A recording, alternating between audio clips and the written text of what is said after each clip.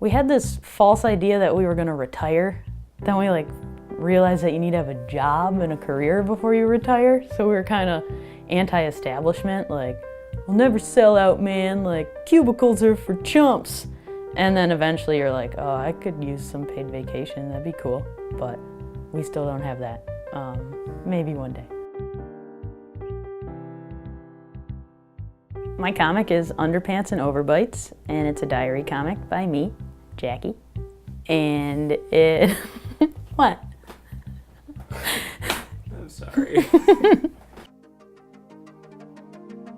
I have a pretty organized little life. Like, you should see my sock drawer. So it's no challenge to draw within a box.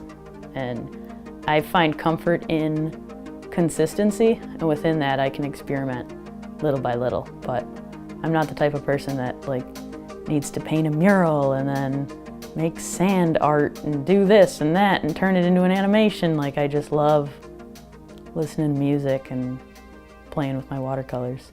And I bought a new color the other day and I was like, oh, how thrilling. I love watercolor so much, and I don't know, I can just understand how watercolor works, and then when I try to shade with a pencil, I'm just like, I don't know, where does the light hit it? But if I paint it, I can understand it. But when I sketch it, I've never been able to understand it.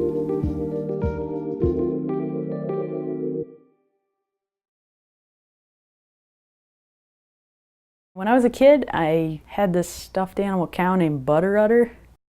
She could say all the crazy stuff that I couldn't say. My whole family weirdly treated it like it was a different character. They'd be like, Butter Udder, you can't say that. And Butter Udder would be like, sorry. And I'd never get in trouble for anything Butter Udder said. So she just got to speak for me. Definitely my whole childhood has just been filled with humor and whimsy. And when I was really little, I would just dress up in a single color and be a piece of fruit for the day.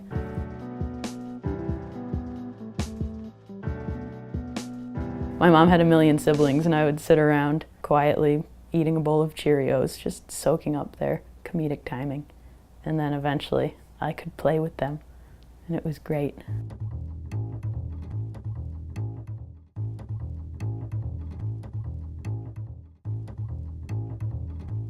I was like, oh, it's a diary comic. I should reread my diaries. And then 10 pages in, I was like, ooh, nah, I'm just gonna move forward. Oh, me as a lump, the first one. Oh, and here's the first pat. You look so darling here. Yeah, here is the first comic. Wow. Yeah. Why start here? I think the expressions were good, and it was the first time that it was truly me and Pat in there.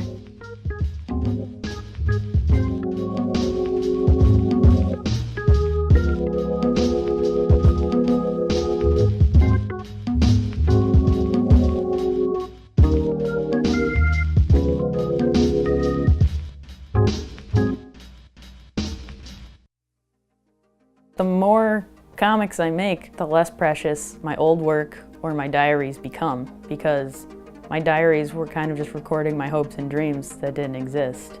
And now my comics are those, and they do exist, and I'm still drawing my hopes and dreams, but for more of an audience and in a more challenging way.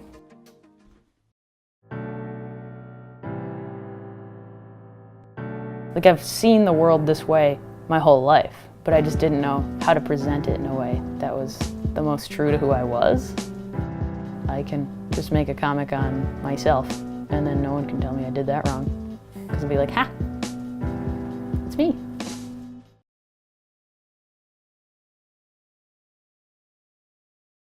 I feel like this is therapy. We got pretty deep with my mom and everything. Good, yeah, no, that was nice to hear. Yeah, I think it adds a lot of depth. Oh, shout out to Dad. Yeah. Whoops, sorry, Walter.